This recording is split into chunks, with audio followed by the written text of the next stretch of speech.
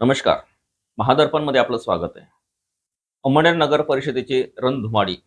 आज शेवटचा दिवस प्रचाराचा. उद्या आपल्याला मतदान करायचं मित्रांनो. नेमकं नगर परिषद काय आहे? नगर परिषदेवर शहराचा विकास कसा अवलंबून असतो? नगर परिषदेची पार्श्वभूमी काय आहे? हे आपण जनतेच्या आवाजातून आज आपण जाणून घेणार आहोत. आज जनतेचे प्रतिनिधी म्हणून सामाजिक कार्यकर्ते अनंत निकम आपल्या सोबत आहेत. साहेब नमस्कार. नमस्कार. जय महाराष्ट्र. बोला. जय महाराष्ट्र. मला सांगा, आज तुम्ही बऱ्याच समस्यांना वाचा फोडत असतात सोशल मीडियाच्या माध्यमातून, अर्ज फाटे तक्रार वगैरे करत असतात. काय नेमकं तुमचं म्हणणं काय आहे? आणि म्हणजे तुम्ही मागच्या 10 वर्षाचा अंमळनेर कसं पाहिलंय? काय सांगता तुम्ही? मागील 10 वर्षाचा अंमळनेर आपण बघायला गेलो तर एक हाती सत्ता होती. विशेष म्हणजे कृषीभूषण साहेबराव पाटलांच्या कालखंडामध्ये ज्या पद्धतीने जी विजेची थकबाकी होती त्यांनी कमी करून आणली होती. पण त्याच्यानंतर शोकांतिका अशी की विकासाच्या नावाने फक्त अंमळनेरकरांना मिळालं कर्ज, आणि तेही तब्बल 107 कोटीचं कर्ज.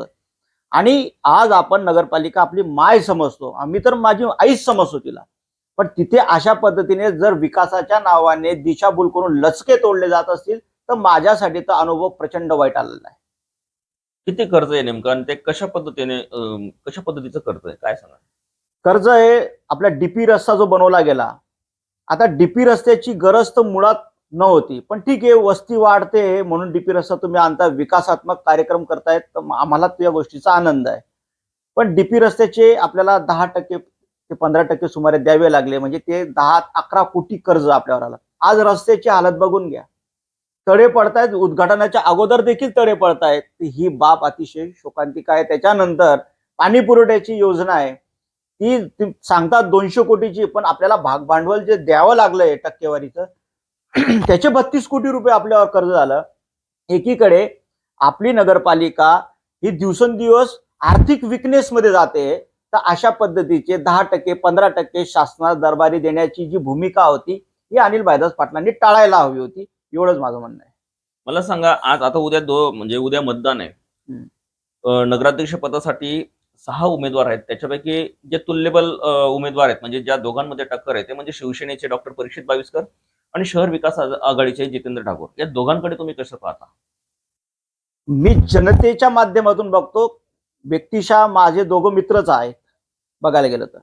पण एकीकडे पालकमंत्री सारखे जबाबदार पदाधिकारी येऊन जितू ठाकूर यांच्याविषयी जे बोलून गेले की तोडापाणी वगैरे, तर जनतेच्या मनात त्या गोष्टी बसल्या आहेत. कारण की एवढा मोठा पालकमंत्री, ज्या जिल्ह्याचं पालकमंत्रीपद त्यांच्याकडे आहे, आणि ते जर अशा पद्धतीने बोलतायत म्हणजे कुठेतरी जनतेला ती सत्यता दिसते. आणि एकीकडे परीक्षित बाविस्कर आहे, ज्यांचा जन्म अंमळनेरमध्ये झालेला आहे. जीएस हायस्कूल म्हणजे गंगाराम सखाराम हायस्कूलमध्ये शिकलेले आहेत. त्याच्यानंतर प्रताप महाविद्यालयाचे ते विद्यार्थी होते, आणि कालांतराने एक उच्च विभूषित पदवीधर व्यक्ती आहे. आणि विशेष म्हणजे चॅरिटेबलच्या माध्यमातून प्रचंड गरीब लोकांची सेवा करण्याचा त्यांचा मानस आहे, आजही सुरू आहे. तर निवडणुकीचे परिणाम काय असतील त्यांना ते न जुमानणारा व्यक्ती, कारण त्यांचं चॅरिटेबल आणि गरिबांविषयीचं काम हे अविरत आहे. तर जनता अविरत काम करणाऱ्याला मतदान करत असते, आणि व्यक्ती उच्च विभूषित असावा त्याला मतदान करते. आता तो वेळ गेला भावनिक होऊन मतदान करण्याचा, कारण भावनिक मतदान केल्यामुळे 107 कोटीचं कर्ज नगर परिषदेवर झालेलं आहे. मला सांगा, दोघांपैकी कोणीही जरी नगराध्यक्ष म्हणलं किंवा कोणाचीही सत्ता आली, तर त्यांच्याकडनं तुम्ही काय अपेक्षा करणार एक नागरिक म्हणून? माझी अपेक्षा आहे की लोकवर्गणी सारखे जो बोकांडी बसवलेला आमचा टॅक्स आहे, त्याच्यानंतर बेटरमेंट चार्जेस कमी व्हायला पाहिजे. जे बांधकामचे बेटरमेंट चार्जेस आहे त्याच्यामुळे सर्वसामान्य व्यक्ती प्लॉट तर घेतो, पण बांधकाम त्याला परवडत नाही. दुसरी गोष्ट आहे की जे 2% व्याज, जे सक्तीची वसुली, जो मी त्याला जजिया कर म्हणतो, यांनी जे लादलेला आहे की गोरगरीब पाणीपट्टी घरपट्टी वेळेवर नाही भरत, त्याला 2% व्याज हे मागतात. काय शोकांतिका आहे या अंमळनेरची. अशा पद्धतीने विविध टॅक्स, म्हणजे मला तर नगरपालिकेच्या शाळा, मराठी शाळा या चांगल्या सुव्यवस्थित पद्धतीने हव्यात, आणि हे काम एक वेल एज्युकेटेड माणूस करू शकतो. त्याच पद्धतीने जे आता डीपी रस्ता जो बनवलेला आहे, आणि त्या डीपी रस्त्याची मोजमाप करणे, यांनी तयार केलेले रस्ते हे पण बघणे, यांची क्वालिटी नाशिकून चेक करणे. नाहीतर काय जळगावहून ते पैसे दिले का ते दाखले देऊन टाकतात, पूर्णत्वाचे किंवा क्वालिटीचे दाखले मिळतात. असे रस्ते बनवू नका. जसं तुम्हाला उदाहरण देतो, जंगली महाराज रस्ता आहे पुण्याचा, त्याला किती वर्ष होऊन गेले बनवून, 100 वर्षाच्या वरती झाले. असे ठेकेदारांना तुम्ही काम द्या की निदान रस्ते 50 ते 60 वर्ष तरी टिकायला पाहिजे. यांनी भुयारी गटारीच्या अगोदरच रस्ते कॉन्क्रीटचे बनवले आणि भुयारी गटारीवाल्यांनी, जीवन प्राधिकरणाने ते तोडले.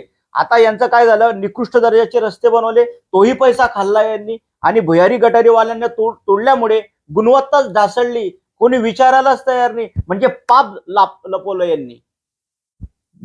तुमचं साहित्य संमेलन होतं, तुम्ही 311 वेस्टर्न रेल्वेचा बघा, 43 लाखाचा रस्ता त्यांनी, गलवाडे तर मारवड जोड रस्ता बनवण्यासाठी 43 लक्ष त्यांनी खर्च केले. वेस्टर्न रेल्वेने त्यांना परवानगी नाकारली असताना देखील का बांधण्यात आलं, सगळा पैसा त्यांनी वाया घातलेला आहे. तर मला असा अपेक्षित सत्ताधारी नको आहे की जो आपल्यात राहून आपल्या अंमळनेरकरांच्या बोकांडी कर्जाचा बोजा वाढवेल आणि स्वतःच्या घरांमध्ये उमेदवारी देणारे तर मुळीच नको.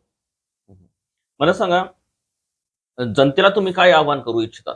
मी जनतेला एवढंच आवाहन करतो की आज नगर विकास खातं त्यांच्याकडे आहे. यांनी पालकमंत्र्यांकडे, एकनाथरावजी शिंदे साहेबांकडे आहे.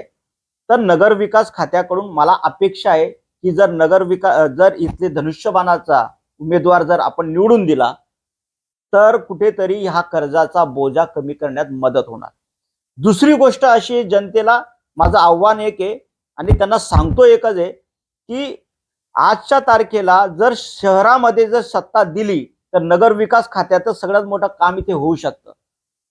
आणि कुठेतरी अंमळनेरमध्ये एक प्रतिस्पर्धी हवा, विरोधक हवा, एक हाती सत्ता देणे म्हणजे हुकुमशाहीला तुम्ही आमंत्रण देण्यासारखं आहे. आणि आज माझा जनतेला एक आव्हान आहे की आजच्या तारखेला हे पाकिटं तुमच्याकडे येणार आहेत. ज्यांनी तुमच्या बुद्धीचे पाकिटं मारलेत त्यांच्यासाठी हे पाकिटं तुमच्याकडे येणार आहेत. मी सुद्धा तुमच्यासाठी, माझ्या अंमळनेरकरांसाठी हे पाकिट आणलंय. या पाकिटामध्ये ही सत्यता मी तुम्हाला सांगणार आहे की 2 राजदंड, म्हणजे प्रशासक राजदंड म्हणतो, आमदारांच्या हातात होता 22 पासून. त्यांनी एवढे पद भूषवल्यानंतर महाराष्ट्र शासन नगर विकास विभाग, महाराष्ट्र सुवर्ण जयंती नगर उत्थान महाअभियानाअंतर्गत अंमळनेर नगर परिषद रस्ते विकास प्रकल्पासाठी मंजूर 70 कोटी रुपये आणले होते यांनी. त्याचे आपल्याला 15% आज काही गरज नसताना द्यावे लागले. कोण मागत होते यांच्याकडनं असे रस्ते? 15%. आपली नगरपालिका जर कर्जबाजारी होती, अगोदरच आपल्या नगरपालिकेवर 74 कोटीचं कर्ज होतं.